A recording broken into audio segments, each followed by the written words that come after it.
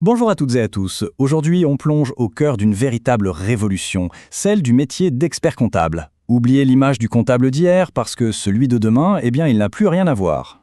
On va commencer direct avec la question qui fâche, celle qui est sur toutes les lèvres.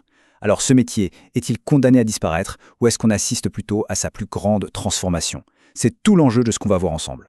Bon, pour vraiment saisir ce qui nous attend, il faut d'abord faire un petit retour en arrière. Regardons un peu d'où l'on vient, quels étaient les piliers traditionnels de la profession. À la base, la compta, c'était avant tout une obligation légale. Le job principal, c'était de produire des documents officiels, de garantir que tout était bien carré pour les banques, pour l'État, pour les actionnaires. C'était un travail tourné vers le passé, centré sur la conformité. Point. Et puis, petit à petit, le métier a commencé à changer. On est passé de la simple tenue de compte au contrôle de gestion. Et là, ça change tout. Parce qu'on s'est mis à analyser la performance de l'intérieur, décortiquer les coûts, comprendre ce qui marche, ce qui ne marche pas. Bref, aider l'entreprise à être meilleure. On n'était plus seulement le miroir du passé, on devenait un moteur pour le futur.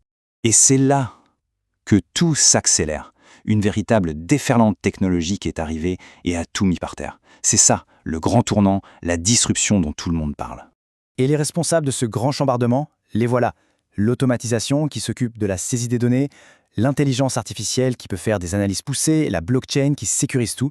Toutes ces innovations s'attaquent directement au cœur du réacteur, c'est-à-dire aux tâches répétitives qui, hier, représentaient l'essentiel du travail et du chiffre d'affaires des cabinets. On voit bien ici le choc des deux mondes.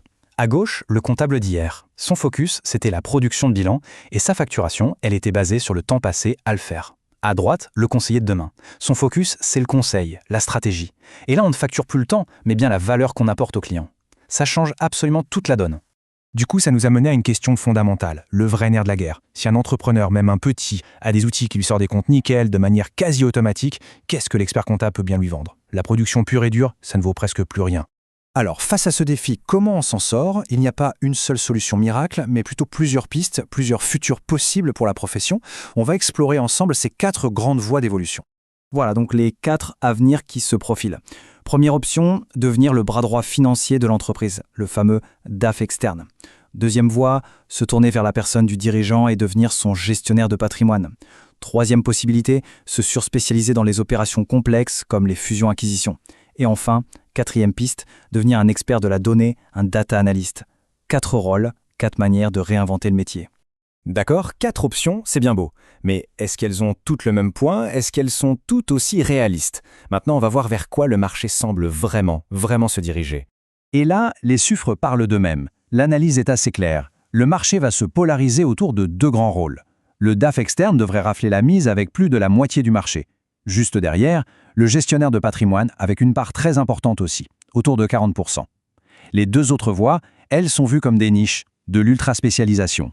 Alors c'est quoi exactement ce fameux DAF externe? Eh bien, ce n'est plus du tout un prestataire ponctuel. C'est un véritable partenaire qui s'intègre à l'entreprise sur le long terme, qui l'accompagne dans sa stratégie, dans sa croissance. C'est un conseiller de l'ombre qui apporte son expertise en finance, en gestion, en juridique.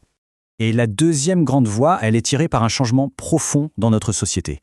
Les nouvelles générations de dirigeants, elles pensent à leurs finances perso, elles se soucient de leur avenir, de leur retraite. Et qui est mieux placé que l'expert comptable, qui a déjà une vue à 360 degrés sur les finances du client, pour devenir aussi son conseiller personnel? C'est une extension logique. Et pourquoi les 2 autres chemins sont-ils moins probables pour la majorité?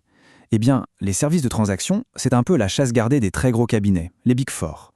Et pour devenir un vrai data analyst, il faut des compétences pointues en programmation, en code, qui ne sont pas vraiment dans l'ADN de la formation comptable classique. Ce sont donc des voies d'excellence, mais pour une minorité. Bon, alors si on résume tout ça, ça nous mène où? Toutes ces transformations, elles convergent vers une seule et même chose, la naissance d'une nouvelle identité pour l'expert comptable. Et pour bien visualiser ce nouveau rôle, il y a une analogie qui est juste parfaite. Il faut imaginer l'expert comptable de demain comme le médecin généraliste de l'entreprise. C'est une image simple, mais incroyablement juste. En pratique, ça donne quoi? Exactement comme un médecin de famille. L'expert comptable, c'est le premier interlocuteur. Il pose un diagnostic complet sur la santé de l'entreprise. Il donne les premiers conseils, les plus importants. Et surtout, quand un problème devient trop pointu, il sait exactement vers quel spécialiste envoyer son client, un avocat fiscaliste, un expert en subvention, etc. Il est le pivot, le référent de confiance. Finalement, la chose la plus importante à retenir, c'est celle-ci. Le métier d'expert comptable ne disparaît pas. Au contraire, il monte en gamme. Il passe d'un rôle de producteur de chiffres à celui de partenaire stratégique essentiel. La vraie question, ce n'est plus est-ce que le métier va survivre, mais comment chaque professionnel va-t-il faire sa mue pour devenir ce partenaire indispensable.